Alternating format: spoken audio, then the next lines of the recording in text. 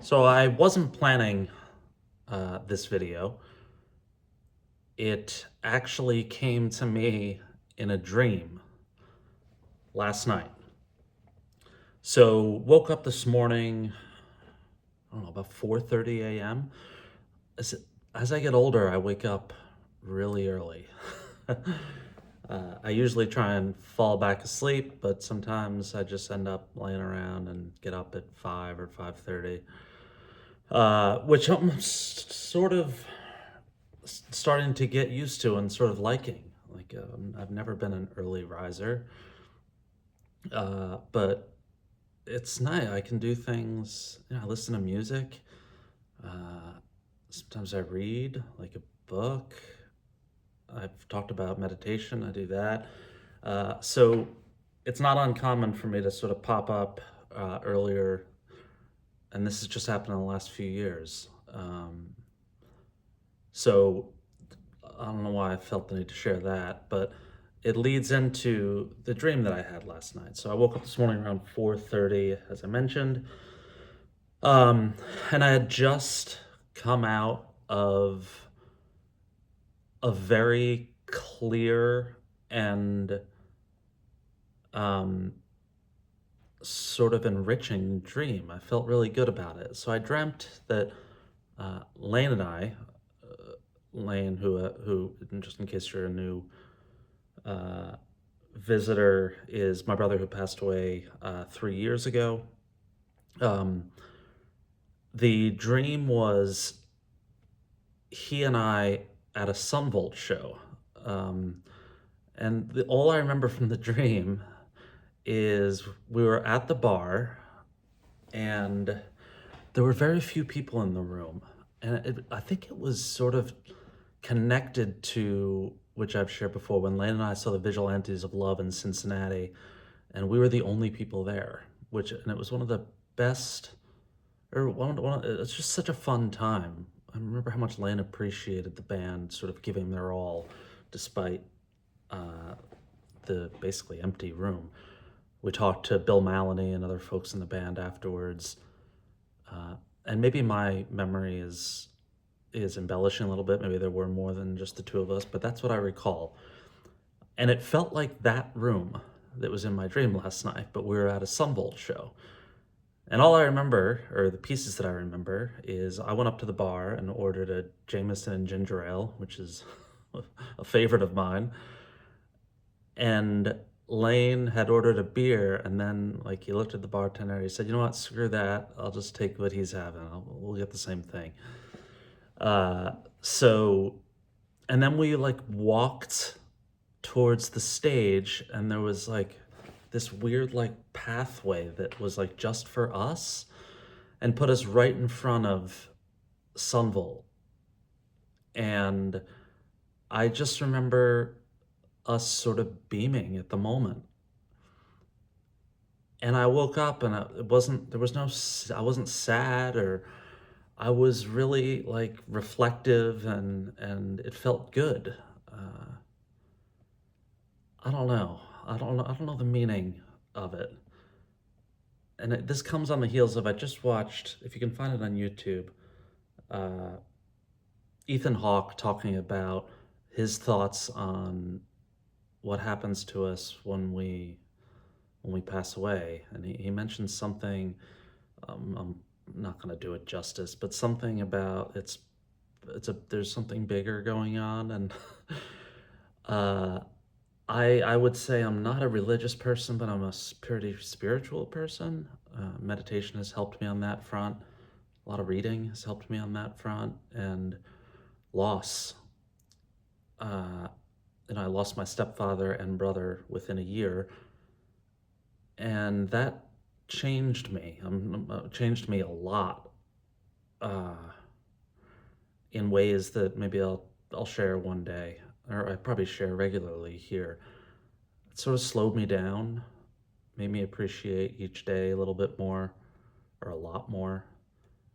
Made me grateful of what I have, and made me believe in something bigger. I don't know. So maybe all of that contributed to me having this dream. So this and it this morning as I was doing, started my day doing some work. Throughout the day, I just kept reflecting on these different moments of seeing Sunvolt or Jay Farrar, uh, and just how sort of pivotal some of these moments are. So I think I was going to mention uh, five different moments. I'll share a couple records, but Jay Farrar, who I think most people who probably subscribe to my channel know exactly who he is. He was a founding member with Jeff Tweedy of the band Uncle Tupelo from Belleville, Illinois. Uh, he is, I mean, the word is he's the one who broke up the band in early May of '94, and then started Sunvolt, which came out of the gates with the album Trace, which I believe is a masterpiece. It's a 10.0, and is just, Jeff Tweedy came out with AM, which is a good record, but it wasn't Trace. And then Tweedy and Wilco obviously hit an incredible run right after AM with Being There, Summer Teeth, Yankee Hotel Foxtrot, A Ghost is Born, Sky Blue Sky. And I think Jay Farrar has had many great moments after Trace, but Trace is still, I think, what most people think of him. When people think of the greatness of Jay Farrar as a songwriter, musician, it's the album Trace, along with the Uncle Tupelo records. I personally think the records that followed Trace, Straightaways, and especially Wide Swing Tremolo, are also fantastic. Wide Swing Tremolo, I think, is so underappreciated. A tremendous driving record. If you're ever on a road trip or driving through Middle America, put that record on and put it on loud. But five moments or periods of, I had four and then I added one at the beginning. So the first one was what I believe was Sunvolt's first show, and that was the 7th Street entry in Minneapolis in June of 1995. And I only remember that because it was in Rolling Stone magazine. There was a picture of Jay and the band at 7th Street entry. I remember Jay was wearing like a yellow short sleeve button down, and I just thought he was so cool. I mean, I always think Jay Farrar is so cool, but that especially. Remember Random Notes? I don't know if Rolling Stone still has that. I used to always go right to Random Notes because there would often be uh, photos and other sort of anecdotes about bands that I loved because it was random. And I just remember, and I remember Lane got a poster from 7th Street entry. He got an original of that show. Like I think he was at the show, and if not, one of his friends got a poster from like outside of 7th Street entry, which is the smaller room connected to First Avenue. And Lane, this is funny, and it's so Lane. He gave me that poster for Christmas one year. I think, what did I give him? I remember I had a Jayhawks press kit from, I think, Hollywood Town Hall that had like a VHS tape, a single or something, and I gave him that. And a few years later, it's classic. He took the poster back because he was sort of like, damn, I should have held on to that. Because Lane was like me, a collector, big collector. And he made a photocopy of it and gave it to me. It was hoping that like I wouldn't notice. And I did. It was a totally different color. I think the original was yellow and the photocopy was orange. And I was like, dude, what happened to my poster? And he's sort of like, so that's number one, just because I always laugh at that story. And I think Lane was at that show. And these are going in chronological order. Number two, the Cincinnati visit, which I have talked about so many times here. I went to visit Lane in the summer of 1995. Flew into, is it Lexington, Cincinnati Airport? I'll make it brief because you could probably find 15 videos where I talk about this story. It's one of the best music and sort of family days of my life. Lane picked me up in his beat up Honda Accord, no air conditioning. It was about 110 degrees out. It was one of the hottest days. I was in LA last week and it was 107. So Obviously, the days are getting hotter and hotter, but I remember this was just, I smoked back then. I remember I got off the plane and I was a heavy smoker, Camel Lights. And I remember I stepped out into the sort of Cincinnati air to smoke. And I remember I was like, oh my God, almost like passed out from the heat. And I was like, took a few drags of the cigarette. It was gross. But that is the time I remember I got into Lane's car and Lane he didn't say anything. He just had a smirk. And friends of Lane, family members know that smirk when he's like sort of onto something and he doesn't want to tell you what it is. And he just slid in what looked like a blank tape, remember, a blank cassette tape. And it was the Trace demos. It was the first I'd heard of Sunvolt. And I don't know how Lane got these.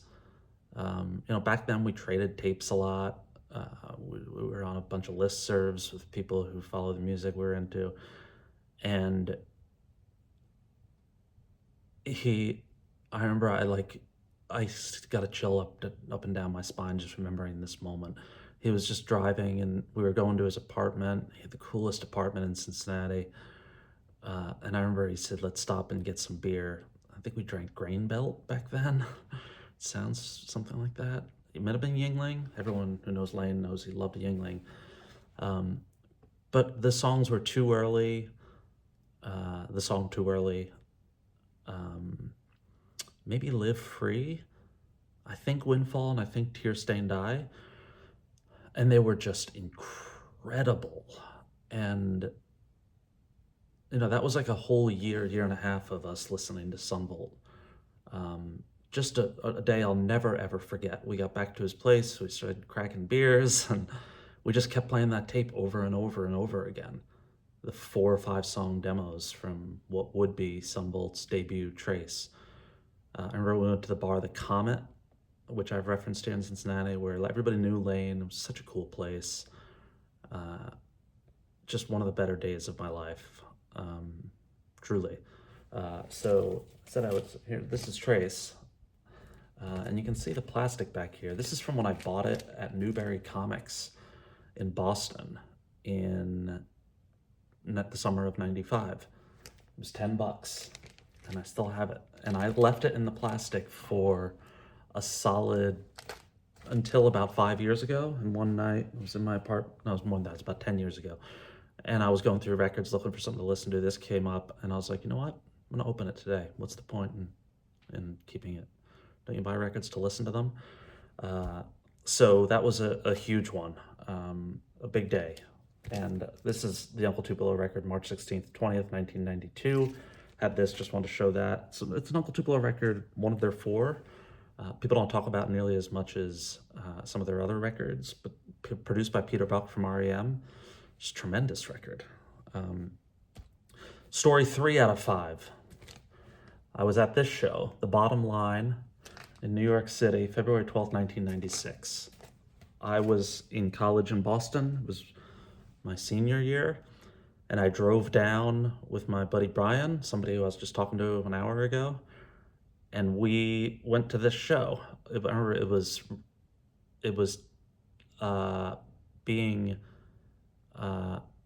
on live WNEW 102.7 in New York City, which was the big New York City, northern New Jersey classic rock station.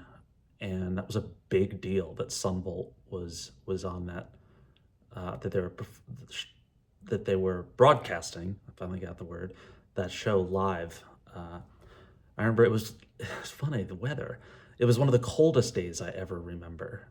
My buddy Brian and I remember we had to wait in line outside, and it was so cold that we kept alternating, running into this little pub, or it wasn't even a great place. It was like just some not great bar, just a boring bar. Just had a commercial vibe to it. We would go and I think we would each drink a beer real fast and then come out and we would alternate because it was so cold. And you can hear, I think you hear me yell a couple times on the audio. But what a great night. We drove back that night from Boston to New York, saw the show, and then drove back because it was we had tests or something the next day. I don't remember, but an incredible night. And then only February, March, 4 or 5 months later, uh, 3 months later, May 8th of 1996, we saw Sunvolt with Gillian Welch at the Paradise in Boston. I went with Brian's girlfriend at the time, who is now his wife, Christy. And I remember Gillian Welch and Sunvolt performed Come On Baby Let's Go Downtown by Neil Young in the encore. Whoa, that was unreal. I remember Christy was crying during Too Early, which I believe is allegedly about Townes Van Zandt, the great, what do you call it, penultimate song on Trace. It was just an incredible show. I mean, I have photos from that night still. And I talked about Wide Swing Tremolo, just tremendous record. This has not been opened. Bought it at the same place, Newberry Comics, I believe, and this came out in 98 or 99? 98. The plastic's starting to fall off a little bit. But this has been reissued, and I've kept that one in the plastic.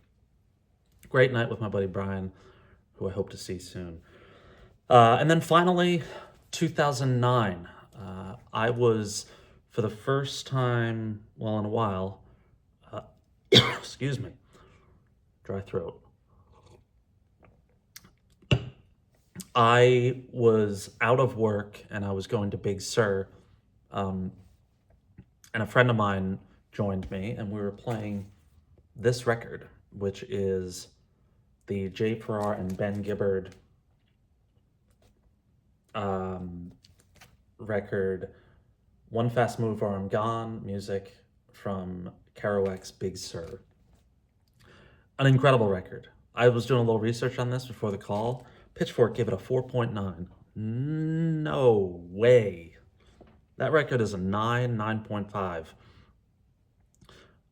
It just oozes Big Sur. It sounds like Big Sur, it feels like Big Sur, and it is a record that went totally under the radar.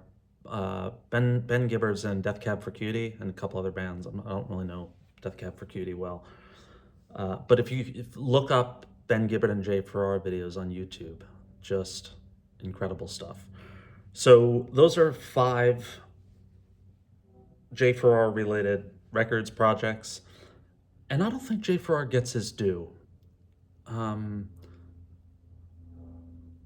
Wilco and Bruce Springsteen are the bands or the artists that I reference as my top 2, but Jay Farrar and Sunvolt, I've heard somebody recently say that one day Jay Farrar is going to get his due. He's going to be like a Nick Drake type, like happens decades later, where people are going to consider Jay Farrar one of the greatest American songwriters and singers. Vocals are just so deep and it's just very like Waylon Jennings. I don't know. He just deserves more credit. He is a true icon of American songwriting and sort of life on the road. Just a couple other quick records. Okima and the Melody of Riot, which I think is a reference to Woody Guthrie. Another underappreciated record. This is the second version of Sunvolt after the Boquist brothers and Mike Hydorn departed the band after the first 3 records. I think this record was, a lot of it was in response to the George W. Bush presidency. Very underrated. Check this record out. And then the great Sebastopol, which is the first record after the first 3 Sunvolt records. So after the bands sort of initially broke up, Jay Farrar got an amazing band together to make this record. Matt Pence, who was in Centromatic, Steve Droz, I'll never pronounce that right, Flaming Lips, Gillian Welch and David Rawlings, John Worster from Superchunk, I think, Tom Ray from the Bottle Rockets. Man, just a powerhouse lineup. And there's an EP on this that is just as good. And this was a huge departure for Jay Farrar. This was not like anything he had ever recorded before, but just a sensational record that took me years to appreciate. I remember when it first came out, it was so different. I was expecting another sort of straight ahead alt country Americana record, and it does have those. Uh, it does have that feel, but it's much like louder and more aggressive, and uh, I don't know. It just reminds me of the desert. I don't know. It's just you got to listen to it. It's a great, great record. So that's it. Thank you, Jay Farrar, for giving me so many memories that I will take with me for the rest of my life. I'm sure there's more to come. I look forward to more of your records and more of uh, seeing you live. You have made music that has changed my life. He's right up there with Springsteen, Tweety, Dylan, um, Towns, Nick Drake, Gary Loris, and Mark Olson. Life-changing music that I have been listening to for now coming on over 30 years. Incredible.